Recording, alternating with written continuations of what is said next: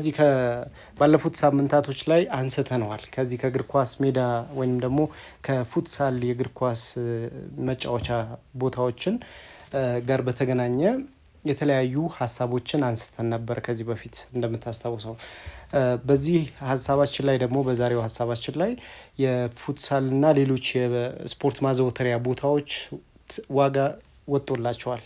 ይሄ በአዲስ አበባ መስተዳደር በኩል የስፖርት ኮሚሽን በኩል የወጣ የዋጋ ተመን ነው።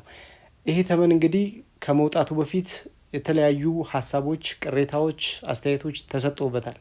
አንዳንድ ቦታዎች ተገንብተው ዝግ የሆኑባቸው ጊዜያት ነበሩ።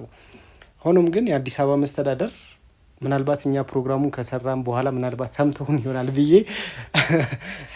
ይሆናል ብዬ ነው ማስበው። ወይ ሰምተውን ይሆናል ብለን አስብና ምክንያቱም ለመሰለ ያው ለህብረተሰቡ ጥቆማ መስጠት ነው የመጀመሪያው ነገር እና መንግስትም ልክ እንደዚህ ተከታትሎ እንደዚህ ፈጣን የሆነ እርምጃ ወይንም ደግሞ ውሳኔ ሲሰጥ በጣም ደስ ይላልና የአዲስ አበባ መስተዳደር በዚህ በኩል ልናመሰግነው ይገባል። ሆኖም ግን ወጣቶች ደግሞ በዚህ የዋጋ ተመን እንዴት ነው ወደ ስፖርት ማዘውተሪያዎች ቦታዎች እየሄዱ መጫወት የሚችሉት? ብዙ የሆኑ ሀሳቦች ወይም አስተያየቶች ሊሰጡበት የሚችሉ የዋጋ ዝርዝሮች ወጥተዋል። ብዙ የምናነሳቸው ነገሮች አሉ። አድማጮቻችንም የተለያዩ ሀሳቦችን ያነሳሉ። በአካባቢያችሁ ያሉ የስፖርት ማዘውተሪያ ቦታዎች የመጀመሪያው ነገር በቂ ናቸው ወይ? አሁንስ ምን ያህል እያስከፈሉ ይገኛሉ? እንዲሁም ደግሞ ተደራሽነታቸው ካሉት አካባቢው ላይ ካሉ ወጣቶች አንጻር ሲታይ ወይንም ልጆች ሲታይ ያለው ነገር በቂ ላይሆን ይችላል። ነገር ግን እንዴትስ አድርገን ማብዛት እንችላለን እነዚህን የስፖርት ማዘውተሪያ ቦታዎችን? እግር ኳስ ብቻ ሳይሆን ሌሎችንም የስፖርት ማዘውተሪያ ቦታዎች። ሌላኛው ደግሞ እንዴት አድርገን መጠበቅ እንችላለን? መገንባቱ እንዳለ ሆኖ መጠበቅ ደግሞ ያስፈልጋል፣ ረጅም ጊዜ እንዲያገለግል ከነ ውበቱ ከነ አገልግሎት ጥራቱ ማለት ነው። ስለዚህ ያንን ነገር እንዴት ነው የምናደርገው የሚለውን ሀሳቦችን እንሰጥበታለን። አሁን እየተገነቡ ወይም ቀድሞም የነበሩ የስፖርት ማዘውተሪያ ስፍራዎችን እንግዲህ በባለፉት ፕሮግራሞች አስኪደን ነበረ። የአዲስ አበባ ወጣቶችና ስፖርት ቢሮ የሚመለከተው አካል በጣም አፋጣኝ ምላሽ ነው የሰጡት። ይሄ ደግሞ የሚበረታታና የሚያስመሰግን ነው ብዬ ነው ማስበው። ምክንያቱም ከህብረተሰብ የሚሰጡ ጥቆማዎችና እንደዚህ አይነት አስተያየቶችን መልሶ ለህብረተሰብ ጥቅም ለማዋል አብረውም እንዲሰሩ ለማድረግ አፋጣኝ ምላሽ መሰጠቱ በጣም ደስ የሚል ነገር ነው። ተሪያ ቦታዎች ላይ የሚገርመው ነገር ተገንብተው ነበር። በአብዛኛው በተለያዩ ክፍለ ከተሞች የተገነቡ የስፖርት ማዘውተሪያዎች በከፊል ዝግ ነበሩ፣ የሚታይ ነገር ስለነበረ ማለት ነው። ተገንብተው ከተመረቀ በኋላ ለራሱ ተዘግተው ነበረ። ባለፉት ቀናቶች የአዲስ አበባ መስተዳደር ከአዲስ አበባ እግር ኳስ ፌዴሬሽን ጋር በመሆን ባደረጉት ውይይት ወይንም ደግሞ ባደረጉት ውሳኔ ነው ስፖርት ማዘውተሪያ ቦታዎች እየተከፈቱ ዋጋ እየወጣላቸው የአካባቢው ወጣቶች እንዲጠቀሙበት እየተደረገ ያለው። ይሄ በጣም የሚበረታታ ነገር ነው። ስለዚህ አሁን እነዚህን ነገሮች እንዴት ማስቀጠል አለብን የሚሉ ሀሳቦች አሉ። የአድማጮቻችንንም ሀሳብ በ0944 25 71 51 ላይ ሀሳብ አስተያየቶቻችሁን ስጡን። ሙዚቃ ተገባብዘን ተመልሰን ወጥቶለታል። የማዘውተሪያ ቦታዎችን አጠቃቀም በተመለከተ ማለት ነው።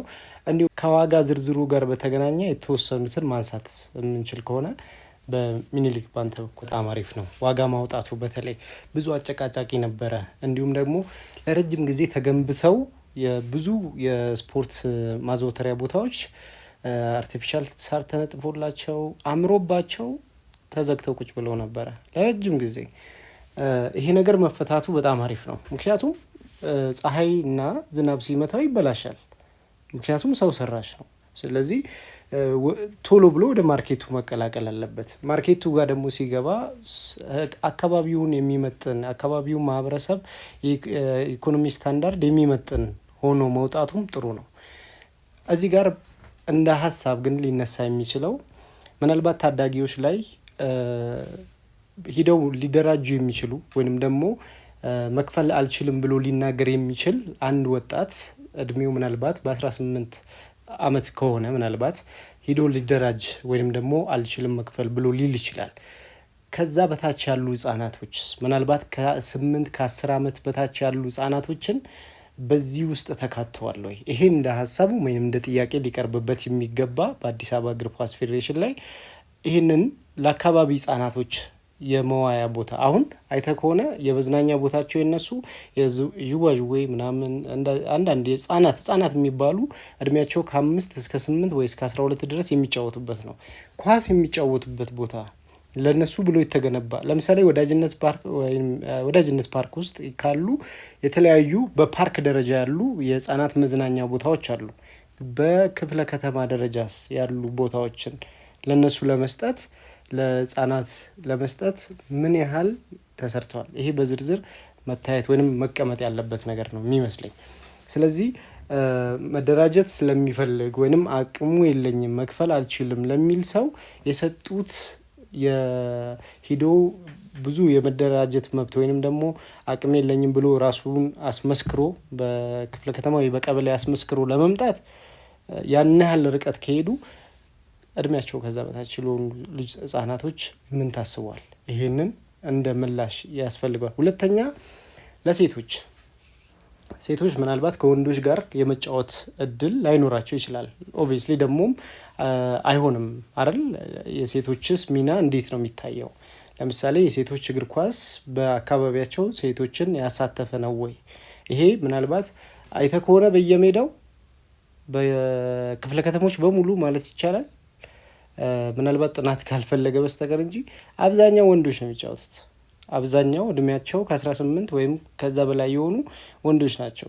ሴቶችን የማበረታታት ነገርስ በኢትዮጵያ እግር ኳስ ላይ እነ ሉሲያውን እግር ኳስ ሴቶች አለን በብሔራዊ ደረጃ በብሔራዊ ቡድን ደረጃ ሴቶችን የማበረታታት ነገር በክፍለ ከተሞች በአዲስ አበባ መስተዳደር የእግር ኳስ ፌዴሬሽን ላይ ምን እየተሰራ ነው ያለው? ይሄንንስ እንዴት አይተውታል? በእርግጥ ይሄ የዋጋ ዝርዝር ሲወጣ ለሁሉም ነው፣ ጾታ አለየም፣ ለሁሉም ነው የወጣው። ነገር ግን በአፈጻጸም ላይ አሁን እኮ አፈጻጸም ላይ ፊኒሽንግ ላይ ነው ችግር የሚመጣው።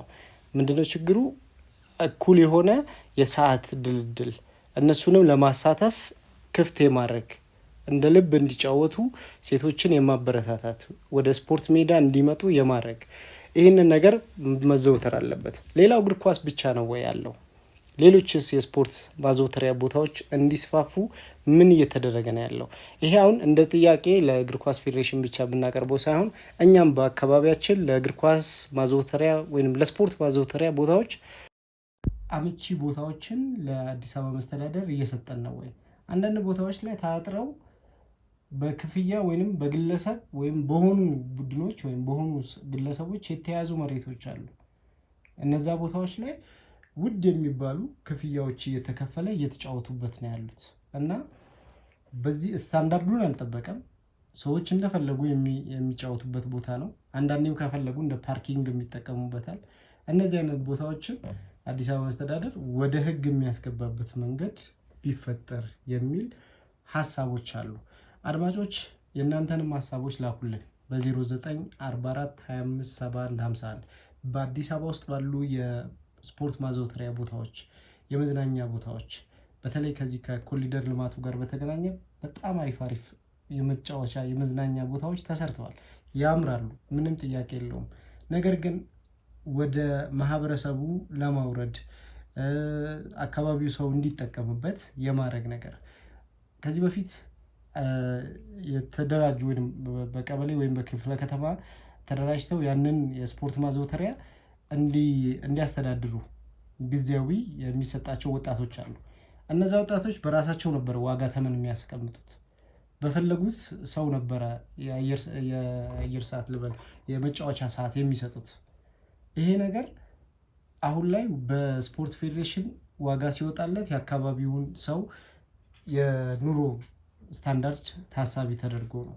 ስለዚህ ይህንን ነገር በዝርዝር ማየት ያስችላል። ስለዚህ አድማጮቻችንም ሀሳብ ስጡበት። እንግዲህ ያሉትን ሀሳቦችም እናያለን።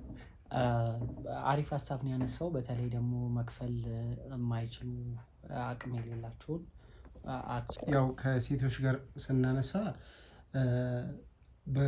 ከወንዶች የእግር ኳስ ጋር ማነጻጸርም ያለብንም አይመስለኝም። ምክንያቱም ሴቶች ትንሽ ትሪትመንት ይፈልጋል ይመስለኛል። የሴቶች እግር ኳስ በባህሪው የእግር ኳስን ስናየው የሴቶችን እግር ኳስ ወደ እዚህኛው ኢንዱስትሪ አምጥቶ ተሳታፊ አድርገው የአካል ብቃት እንቅስቃሴ እንዲያደርጉ ለማድረግ ሴቶችን ማብቃት አለ አይደል? እንዲፈልጉት፣ እንዲወዱት፣ እንዲጫወቱ፣ መዝናኛቸው እንዲሆን ለነሱ የሆነ እንደ ሌላ ፓኬጅ ወይም ሴፍቲ መስጠት አለብን ብለን እናስባለን።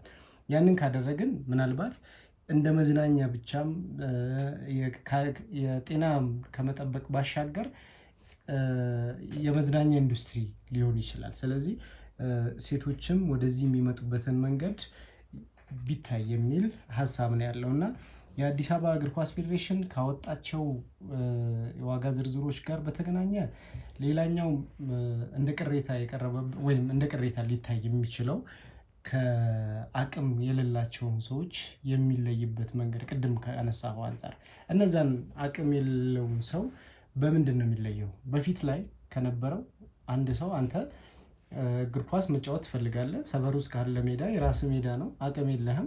ሁሌም ደግሞ አቅም ላይኖር ይችላል። ይኸውልህ አንዴ ለምሳሌ 1 ዓመት 2 ዓመት አይደለም ኳስ የምትጫወተው፣ ለ1 ዓመት ሊፈቀድልህ ይችላል አቅም የለውም ተብሎ። በሚቀጥለው ዓመት ግን ክፈል ልትባል ትችላለህ። ሁሌ ማስመዝገብ ሊኖርበት ነው። ይህንን ነገር እንዴት ነው ማድረግ የሚችሉት?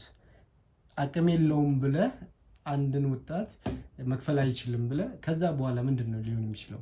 ይህንን አስታራቂ የሆኑ ሀሳቦችን ማምጣት አለበት። ምክንያቱም ይሄ ሜዳ ገና ብዙ መገንባት አለበት። በነገራችን ላይ የሜዳ እጥረቶች አሉ። አሁንም በቂ አይደለም። በጣም እንደ አዲስ አበባ ቢያንስ በክፍለ ከተማ ደረጃ ከ10 በላይ መሆን አለበት ብዬ ነው የማምነው። ምክንያቱም በጣም ብዙ ወጣት አለ።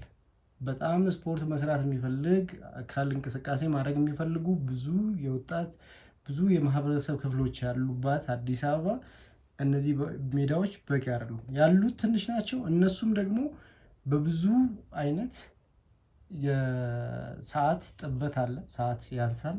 ሁለተኛ ነገር ደግሞ የተሰራበት የሜዲያው ማቴሪያል ከደረጃ በታችም እንዲሆን አይፈለግም። ምክንያቱም በብዙ ሺህ ዶላሮች ወይም ብሮች ወጥቶበት ነው ያው ኢንቨስት ተደርጎበት ነው የመጣው። ስለዚህ ራሱን መተካት አለበት። ስለዚህ ይሄ ሁሉ ወጣት መጥቶ የሚዝናናበት ቦታ ቢሰፋ የዋጋው ተመን ምናልባት ሊቀንስም ይችላል። ቅድም እንዳልኩት ግን መክፈል የማይችሉ ሰዎች ላይ ግን ትኩረት መደረግ አለበት። እንዴት ነው መለየት የሚቻለው እነዛን ወጣቶችን? ምክንያቱም ብዙ ወጣት ስፖርት እግር ኳስ ደግሞ የኢትዮጵያ ውስጥ ምንም ጥያቄ የለውም በጣም ተወዳጅ ነገር ነው እና እንዴት ነው የሚደረገው ያ ነገር? ምን አለ መሰለህ አሜን፣ እንግዲህ አሁን ስናነሳ ምናልባት መፍትሄ ይሆናል ብለን የምናስባቸውንም ነገሮች እንግዲህ አሁን የአድማጮች